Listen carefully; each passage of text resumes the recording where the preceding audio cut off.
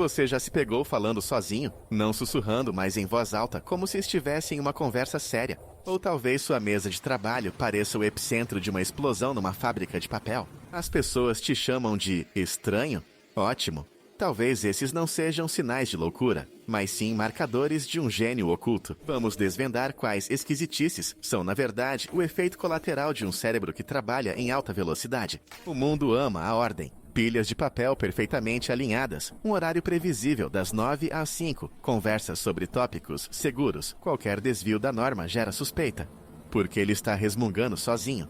Porque ela não consegue simplesmente arrumar a mesa. A sociedade tenta encaixar todo mundo em caixas. E se você não cabe, é fácil acreditar que há algo de errado com você. Que você é preguiçoso, desorganizado ou simplesmente esquisito. Mas e se esses defeitos forem na verdade seu superpoder? Hábito número 1. Falar sozinho. Não, isso não é um sinal de esquizofrenia. É autorregulação de alto nível. Quando você verbaliza um problema, você traduz um fluxo caótico de pensamentos em um discurso estruturado. Isso ativa diferentes áreas do cérebro. Você se torna o orador e o ouvinte ao mesmo tempo. A teoria, psicólogos chamam isso de fala privada. O psicólogo Lev Vygotsky teorizou que esta é uma etapa crucial no desenvolvimento cognitivo. Inicialmente, as crianças usam a fala para guiar suas ações em voz alta. Com o tempo, essa fala se internaliza, mas nunca desaparece completamente. Em momentos de alta carga cognitiva, ela ressurge como uma ferramenta para focar e organizar o pensamento. Exemplo, um programador está travado em um código complexo. Ele pode encarar o monitor por horas em silêncio, ou ele pode começar a murmurar. Ok, a função recebe um array. Se o array estiver vazio, ela deve retornar nulo. Mas e se... E se não for um array, mas um objeto? Ao verbalizar, ele mesmo ouviu o erro em sua lógica.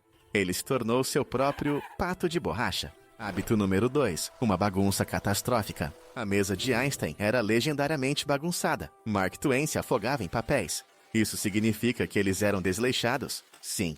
Mas isso não os impediu de serem gênios. Na verdade, pode ter ajudado. A teoria, um estudo da Universidade de Minnesota, descobriu que ambientes desordenados estimulam o pensamento criativo e a quebra de convenções. Quando seu cérebro não está ocupado mantendo uma ordem perfeita, ele libera recursos para tarefas mais importantes. O caos força você a encontrar conexões não convencionais entre as coisas. Einstein perguntou uma vez: se uma mesa bagunçada é sinal de uma mente bagunçada, de que então é sinal uma mesa vazia? Hábito número 3. Horários de sono incomuns. Balzac bebia 50 xícaras de café por dia e trabalhava à noite.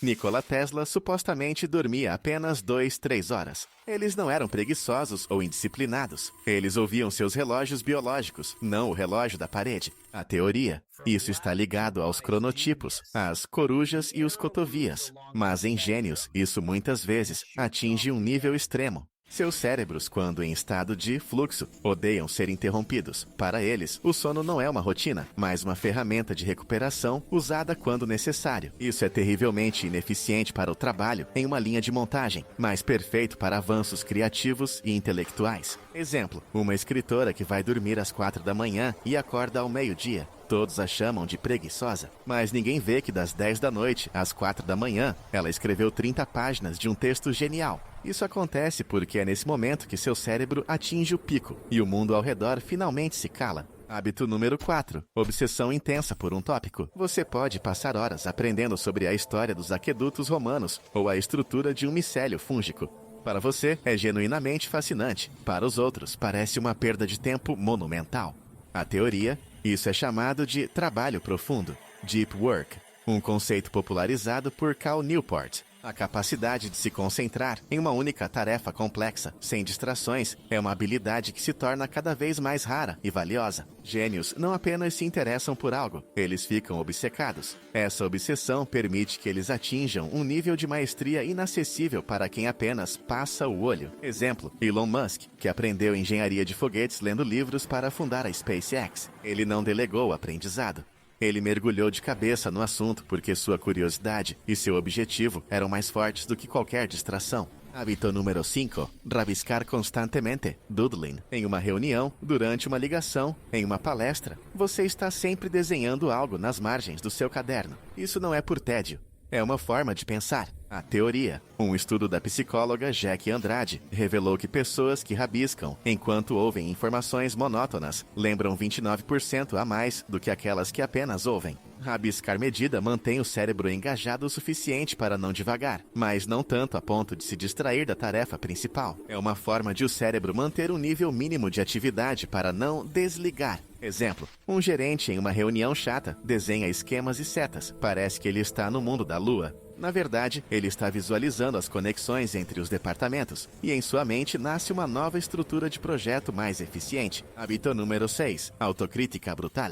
Você nunca está 100% satisfeito com o resultado. Depois de fazer algo bom, você imediatamente vê como poderia ter sido perfeito. Isso não é baixa autoestima, é o motor do progresso, a teoria. Isso está relacionado ao efeito Dunning-Kruger.